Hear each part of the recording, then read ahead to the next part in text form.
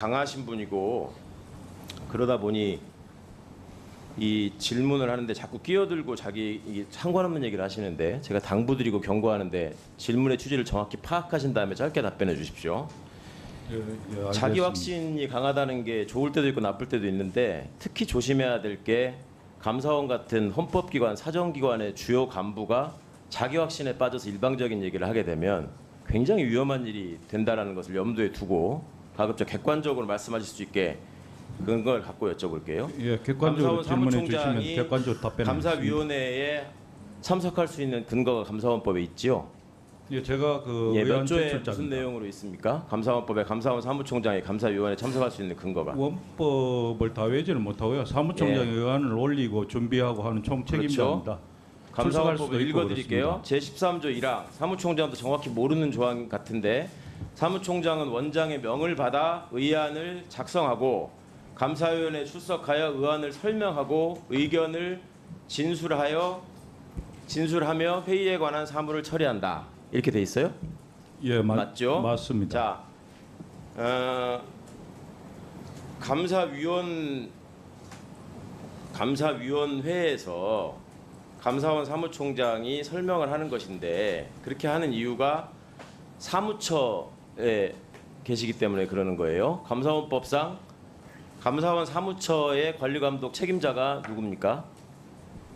저입니다. 사무총장입니다. 그러니까 법도 잘 모르고 지금 앉아 있으니까 자꾸 이렇게 월권을 하고 이상한 소리 하는 거예요. 감사원법 16조에 보면 원장의 지휘 감독하에 회계감사, 감찰, 심사결정 및 감사원에 관한 행정사무를 처리하기 위하여 감사원의 사무처를 둔다. 아셨어요?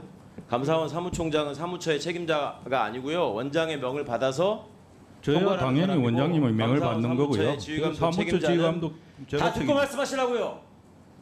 감사원 사무처의 책임자는 감사원법에 감사원장이라고 명시적으로 나와 있습니다.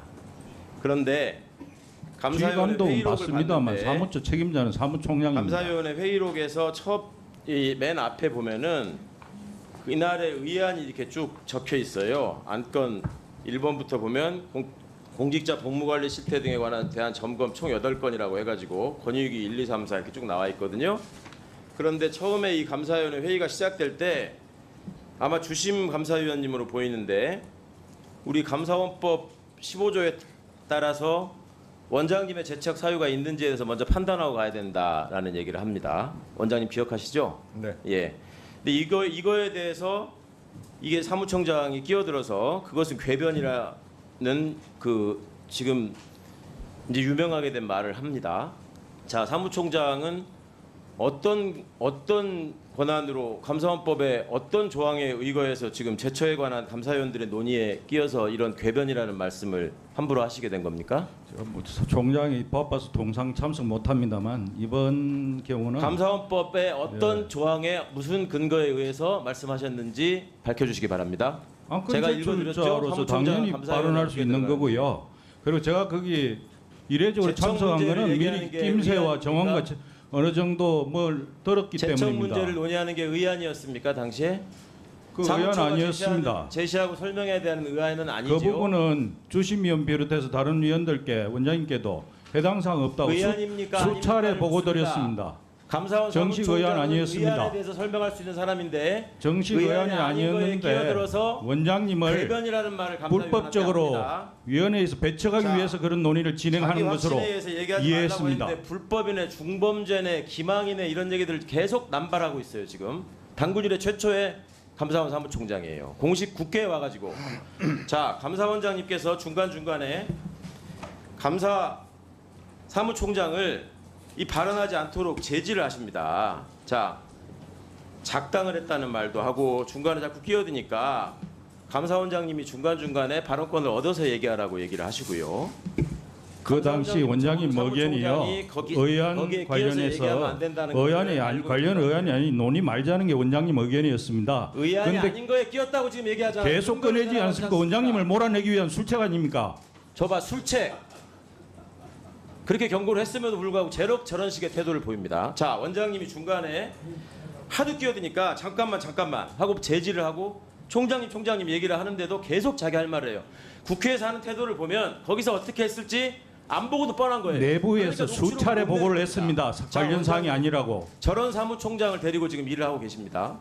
단군일의 저런 사무총장이 감사위원회에서 저런 식으로 위원들을 겁박하고 나대는 경우 보신 적 있습니까? 어떻게 조사 감사위원도 대상자가 해보셨죠? 고발했다고 어떻게 감사위원이 의사 주제를 안 한다는 논의를 할 수 감사위원회에 있습니까? 의안도 아닌 거에 대해서 사무총장이 끼어들어서 원장님이 제지하시는데도 불구하고 저런 원장님께서 식으로 논의하지 말자고 하셨습니다. 국회에서도 저런 태도를 계속 일관하고 있는 거에 대해서 논의하지 말자는 책임져서 주시면 어떻게 논의하면 생각하시는지 됩니까? 명백히 밝혀주시고 그 전에 보고도 했습니다. 사무총장이 무섭습니까? 저런 태도를 보이는데 기관장으로서 아무런 주의를 주지 않고 지금 저만 쳐다보고 있습니까? 대통령 지원기관의 수장이라서 그렇습니까? 대통령실하고 직속으로 통하는 총장이라서 무섭습니까? 그렇게 얘기를 못하는 겁니까? 감사원의 위상을 원장님이 지켜야 될 거 아닙니까? 위원님 법에 그렇게 근거 없이 말씀 그렇게 함부로 하지 아무런 근거 마시고요. 없이 예. 제가 지금 함부로 얘기합니까? 누가 함부로 얘기했습니까? 아니, 좀- 법적인 근거를 얘기하라고 물어봤죠. 아니 지금 저에 대해서 엉뚱한 얘기하는 건 계속 들으셨죠? 저에 대해서 얘기하시는 거는 그거는 원장님, 전 원장님 총장의 태도에 대해서 기관장으로서 어떤 책임감을 느끼시는지 밝혀주시고 이 문제가 감사원법의 어떤 조항에 의해서 총장이 저런 식으로 행동을 했는지 밝히려면 제대로 했다고 하려면 녹취록을 내셔야 된다는 겁니다. 그래서 국민의 의문을 푸셔야 되는데 지금 국회에서 하는 행동 보세요. 자, 정리해 주십시오.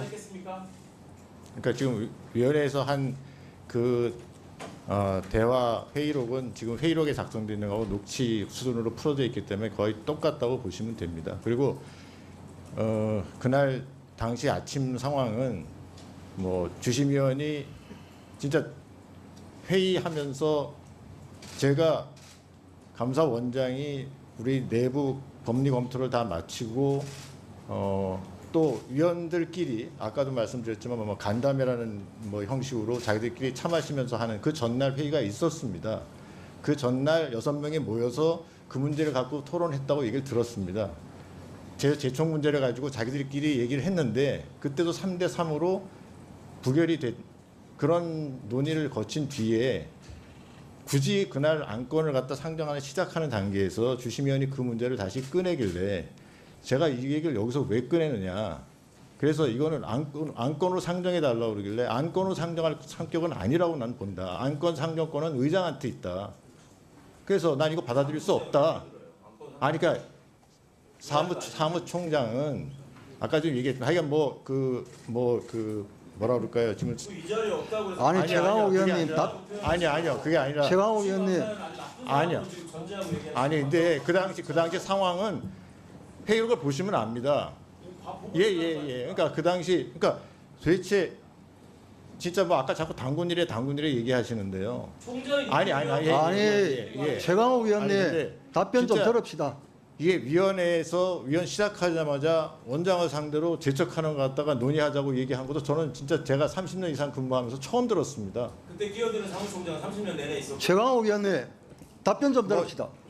그래서 도저히 그 상황은 사무처 입장에서 뭐 도저히 이건 있을 수 없다고 생각해서 아마 사무총장이 그렇게 좀 가혹한 표현으로 얘기했는지 모르겠습니다만은 감사위원회에서 그렇게 발언할 자격이 없다니까요. 아니요. 자, 그러니까- 감사원장님 예, 답변만 하십시오. 네. 답변만 하십시오. 그래서 그때 뭐 그 상황에 대해서는 저는 사무처에서 그렇게 얘기하는 거에 충분히 이해를 합니다. 저는 아니 원장이 위안을 갖다가 분명히 제척 대상이 아니라고서는 저희들 내부적으로 판단을 받았고 분명히 위원들 자기들도 그렇게 논의를 했다고 제가 보고를 받았는데도 불구하고 굳이 그걸 안건으로 상정해 달라고 하는 부분에 대해서 그거는 제가 받아들일 수 없다고 얘기를 했고요. 그래서 저거 오죽했으면 무슨 의도로 그러냐고 주심위원한테 물어보기까지 했습니다. 왜 이렇게 하느냐. 분명히 자기들끼리도 논의했을 때 이거는 안 된다고서는 하는 사람이 반이 나왔고 그러면 저까지 하면 저는 분명히 제척 대상이 아니라고 생각하고 들어간 거고 그게 처음도 아니고요. 그거는 진짜 그 5월 3일인가요? 전현희 전 위원장이 대심을 들어왔을 때 그때도 똑같은 얘기가 제척 얘기가 똑같이 있었습니다. 그때도 제가 제척 대상이 아니라고 해서 들어갔던 거고 전현희 전 위원장도 와서 처음에 그 문제 제기를 하다가 그 문제에 대해서 다른 위원들도 그렇게 안 받아줬기 때문에 거기서 대심을 받고 갔습니다. 그러면 거기서 얘기가 끝났어야 되는데 거기서 자, 답변 계속하십시오. 답변 계속하십시오. 예.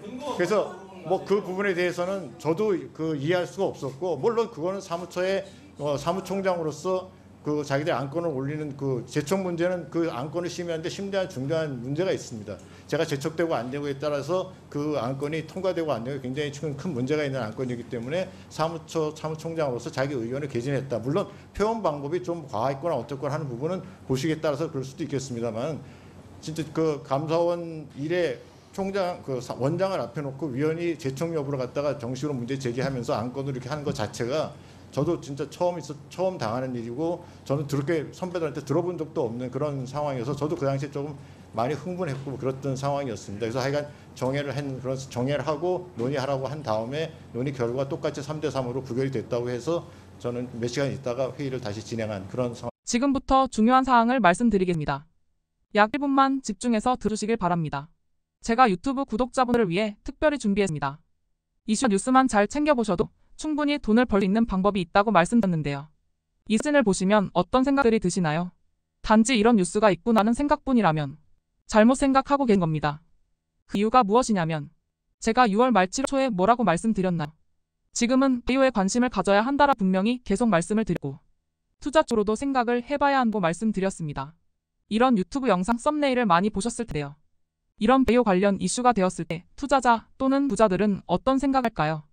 바이오 관련해서 이슈가 많이 발생하고 있으니 바이오 관련주가 무엇이 있는지 어떤 종목이 가장 좋을지 어디 투자를 해야 돈이 몰릴 수 있는지 자연스럽게 생각한다고 말씀드렸습니다. 그 이유는 바로 이슈가 곧 돈으로 이어지고 그 이슈가 나에게 돈을 벌어준다는 경험적 확신이 있기 때문입니다. 지난번에도 유튜브 구독자분들과 함께하는 주식으로 수익 내기 프로젝트를 진행했었는데요. 당연히 100% 무료로 진행했고 이 사진을 보시면 아시겠지만 구독이라는 문자 메시지를 남겨주시는 모든 시청자분들께 이렇게 바이오 관련주 중에 가장 급등할 확률이 높은 한 종목을 알려드렸습니다. 사진을 보시면 아시겠지만 6월 말 라파스를 추천드렸는데요. 정확히 얼마에 매수하고 어떤 종목을 사야 하는지 어느 지점에서 팔아야 하는지 이런 부분들까지 여러분들에게 정확히 알려드렸습니다. 실제로 많은 분들이 수익을 보셨고 오른쪽 사진을 보시면 아시겠지만 6월 말 라파스를 소개해드리고 난 후 실제로 며칠이 지나지 않고 이렇게 주가가 2배 이상 급등하였습니다. 지난번과 똑같이 문자 메시지로 구독이라고 보내주시면 이번에 이슈가 되고 있는 주식 중에 앞으로 대장구시를 하면서 주가가 가장 꽤 상승할 종목을 시청자분들에게 문자 메시지로 종목명과 사고자 하는 시점을 모두 알려드리겠습니다. 그래서 이 영상을 보시고 계신 시청자분들에게 이번 종목이 궁금하다 하시는 분들은 남녀노소 시간대 상관없이 이렇게 상단에 제 번호를 항상 남겨놓고 있습니다. 제 전화번호 010-5638-2209로 구독이라는 문자 메시지를 보내주면 됩니다. 저는 다른 것을 바라는 게 단 한 가지도 없습니다. 여러분들이 저로 인해 수익을 보셨다면 구독과 좋아요 한 번씩만 부탁드립니다.